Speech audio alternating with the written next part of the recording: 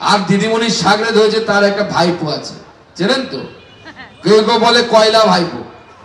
সে কয়লা ভাইপো সব জায়গায় ঘুরে বেড়াচ্ছে, গিয়ে সেখানে এখানে লম্বা করে র্যাম্প বানাচ্ছে, র্যাম্পে গিয়ে ফ্যাশন শো করছে, করে হাঁটতে হাঁটতে নেতার মতো বাদ দিয়ে হিরোর মতো ঘুরে বেড়াচ্ছে। আরে এত হিরো হওয়ার শখ তো সিনেমা কর না, কে মানা করেছে? সিনেমা কর, কোনো অসুবিধা নেই। সে বলছে বিজেপি সাধারণ মানুষ, ভালো মানুষ নাকি বিজেপি করে না। সে বলছে বিজেপি করে কারা? যারা পাতাখোর, যারা নেশাখোর, তারা নাকি বিজেপি করে। অভিষেক বাবু শুনে রাখুন, আপনি তো 12 অবধি পড়াশুনো করেছেন, আপনাদেরকেও তথ্যটা জানিয়ে রাখি। আমাদের এই পশ্চিমবঙ্গে প্রায় 1300 মন্ডল আছে। 1300 মন্ডলের মধ্যে আমাদের মন্ডল সভাপতি থাকে, আপনারা তো সবাই জানেন। আমাদের 70% মন্ডল সভাপতি, মানে 100 জনের 70 জন তারা গ্র্যাজুয়েট, অর্থাৎ অভিষেক বাবুর থেকে বেশি পড়াশোনা করেছে। এরা ভারতীয় জনতা পার্টি করে। আমাদের ডাক্তারবাবু জয়ন্ত রায় একজন অধ্যাপক মেডিকেল কলেজে, তিনি বিজেপি করেন।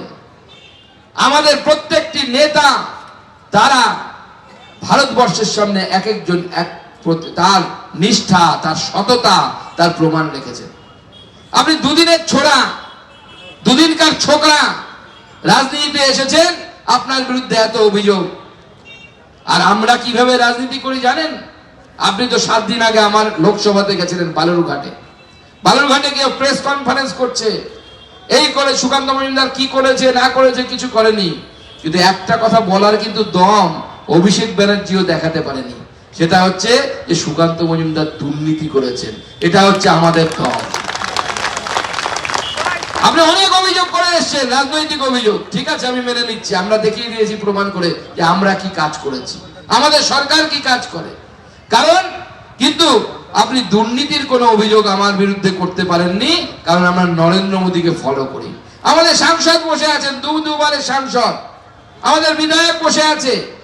সাংসদ কাজ করতে পারেনি অনেক সময়, এখানে সরকার নেই বলে। আমাদের বিধায়করা অনেক কাজ করতে পারে না, আমি নিজে কাজ করতে পারি না, যেহেতু আমাদেরকে বাধা দেওয়া হয় বলে। কিন্তু আমাদের সাংসদ ডাক্তারবাবুর বিরুদ্ধে তৃণমূলেরও কোন নেতার দম হবে রে বাপের বেটা হলে পরে যে তার বিরুদ্ধে দুর্নীতির অভিযোগ করবে। এটা হচ্ছে ভারতীয় জনতা পার্টি। ঠিক আমাদের প্রধানমন্ত্রী 15 বছর হয়ে গেল প্রধানমন্ত্রী, 3 বারের প্রধানমন্ত্রী হবেন। তার আগে 10 বছরেরও বেশি সময় মুখ্যমন্ত্রী থেকেছেন। আর মুখ্যমন্ত্রী, আমাদের মুখ্যমন্ত্রীকে দেখুন, আমরা লিখিনি, মুখ্যমন্ত্রীর সাথে যারা ফিশ ফ্রাই খেতে যায়, বাপিদা যাদের কথা বলছিলেন,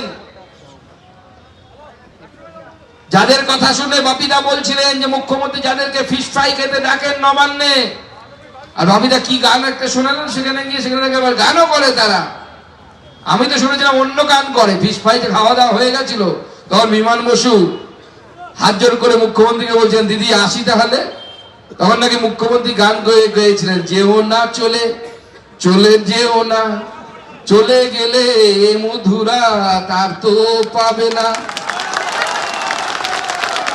আমি এই গানটা জানতাম, বাপিদা আবার নতুন গান শেখালো, ঠিক আছে, সেটাও চলবে। কিন্তু এটা বাস্তবিকতা। সিপিএম, কংগ্রেস, তৃণমূল সব রসুনের পেছন দিকটা যেমন এক জায়গায় হয়, এদেরও পেছন দিক সবার এক জায়গায়। এরা সেকুলার সেজে হিন্দুদের বাঁশ কিভাবে দিতে হয় সেইটা হচ্ছে এরা জানে, সেই পদ্ধতি এরা পালন করে। এবং এরা কেউ গণতন্ত্রে বিশ্বাস করে না। আজকে দেখুন 21-এ আমরা হেরে গেছিলাম, কোনো অসুবিধা নেই, গণতন্ত্রে হার জিত থাকে, তার শোধ কড়াইগন্ডায় এবার আমরা উসুল করে নেব। 26-এ ভারতীয় জনতা পার্টির সরকার তৈরি। তখন কি ভায়োলেন্স হয়েছিল, আমাকে পার্টি থেকে দায়িত্ব দিয়েছিল, ময়নাগুড়িতেই তো এসেছিলাম, ধূপগুড়ি বাইকে চড়ে চড়ে গেছিলাম, কর্মীরা বেরোতে পারছিল না, বেরোলে পরে তাদের উপর অ্যাটাক হতো। পার্টি থেকে আমাকে জলপাইগুড়ি পাঠিয়েছিল, আমি এসেছিলাম। ছোট্ট একটা পার্টি অফিসে ধূপগুড়িতে বসে আমরা মিটিং করলাম, তারপরে একটা বিবাহ হলে গেছিলাম, সেখানে গিয়ে মিটিং করলাম আমরা, চন্দন এরা সবাই ছিল। কিন্তু কি পরিস্থিতি। আর দেখুন বিহারে বিজেপি রেকর্ড সিট নিয়ে জিতলো, 202 সিট। দেখুন তো একটা বিরোধী কেউ বলতে পারবে? কারো বাড়িতে ঢিল পড়া, পাথর পড়া তো দূরের কথা, কারো বাড়ির সামনে গিয়ে বিজেপির কর্মীরা স্লোগান পর্যন্ত দেবে না, জয় শ্রীরামও পর্যন্ত দেবে না। এটা হচ্ছে গণতন্ত্র, আর সেটা গোটা দেশে ভারতীয় জনতা পার্টি প্রতিষ্ঠা করে দেখাতে পেরেছে। আমরা এখানেও করব। এবিপি আনন্দ, এগিয়ে থাকে, এগিয়ে রাখে।